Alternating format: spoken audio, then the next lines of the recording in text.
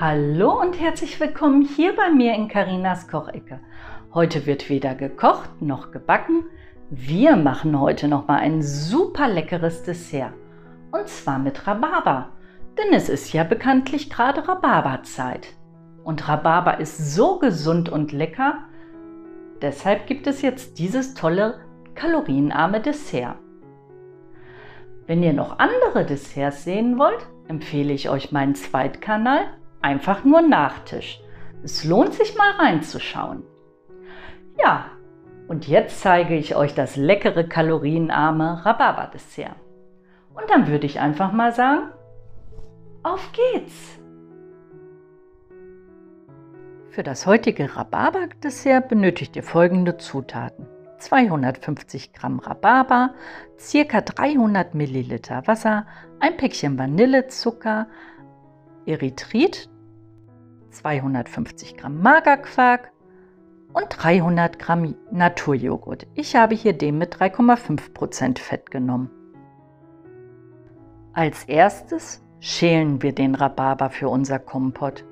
Einfach die Schale außen dünn abziehen. Ich persönlich mache die Schale immer ab, andere waschen ihn und lassen die Schale dran. Das könnt ihr ganz individuell nach eurem eigenen Geschmack entscheiden. Ihr benötigt für 2 große Gläser dieses Desserts 250 Gramm Rhabarber. Und jetzt schneidet ihr den Rhabarber einfach klein. Die Stückchen sollten nicht zu klein sein, da wir den Rhabarber ja jetzt in einem Kompott kochen. Zuerst geben wir Wasser in einen kleinen Topf und geben 2 Esslöffel von dem Erythrit dazu. Ihr könnt selbstverständlich auch Zucker verwenden, aber da mein Dessert kalorienarm ist, entscheide ich mich hier für das Erythrit. Dann stellt ihr den Topf auf den Herd und bringt es zum Kochen. Jetzt geben wir den Rhabarber dazu. Bei mir ist jetzt gleich, wie ihr seht, ein bisschen wenig Wasser drin. Deshalb gebe ich gleich noch einen Schuss Wasser dazu. Insgesamt waren es ca. 300 Milliliter Wasser für die 250 Gramm Rhabarber.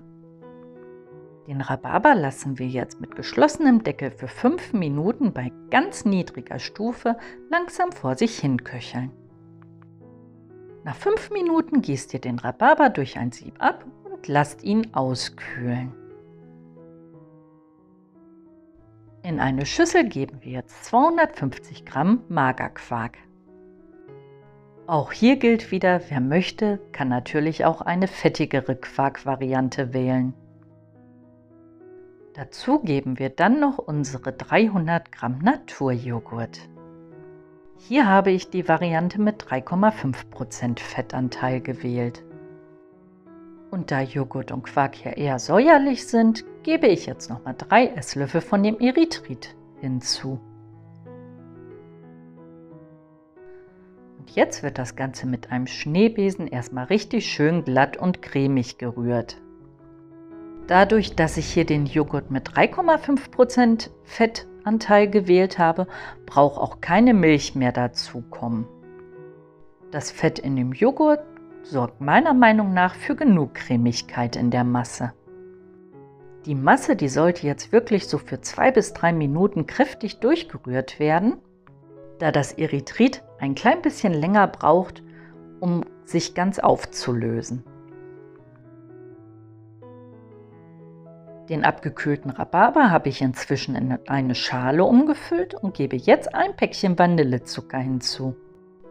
Der vanillige Geschmack des Vanillezuckers passt hervorragend zum Rhabarber. Und den Vanillezucker, den rühren wir jetzt einmal richtig schön in den Rhabarber ein. Und danach solltet ihr den Rhabarber abschmecken, ob er auch süß genug ist. Und da bei meinem noch ein klein bisschen Süße fehlt, gebe ich noch mal einen Esslöffel Erythrit dazu. Dann wird das Ganze noch mal 1 bis 2 Minuten miteinander verrührt, damit sich das Erythrit in dem Rhabarber auch gut auflösen kann. Ja, und dann können wir das Dessert auch schon in ein Glas geben.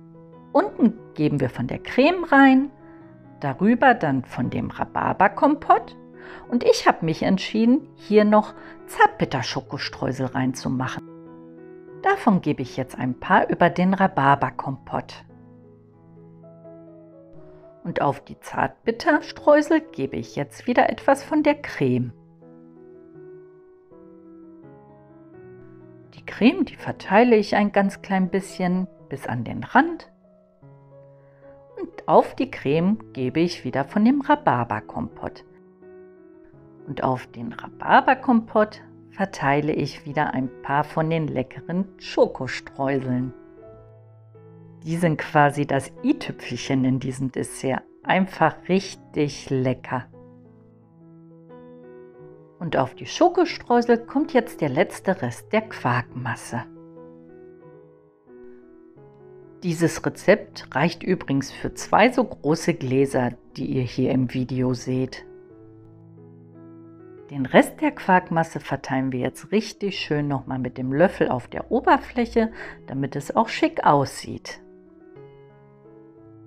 Und als Garnitur, sozusagen als Topping, kommen obendrauf nochmal ein paar leckere Schokostreusel. Ja, und hier ist es, das leckere Ergebnis. Ein super kalorienarmes Dessert mit leckerem Rhabarberkompott. Diese Portion macht mal richtig satt und ersetzt quasi eine ganze Mahlzeit.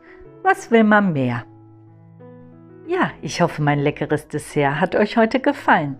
Dann würde ich mich freuen, wenn ihr beim nächsten Mal auch wieder mit dabei seid, hier bei mir in Carinas Kochecke. Und dann würde ich einfach mal sagen, bis zum nächsten Mal dann. Tschüss!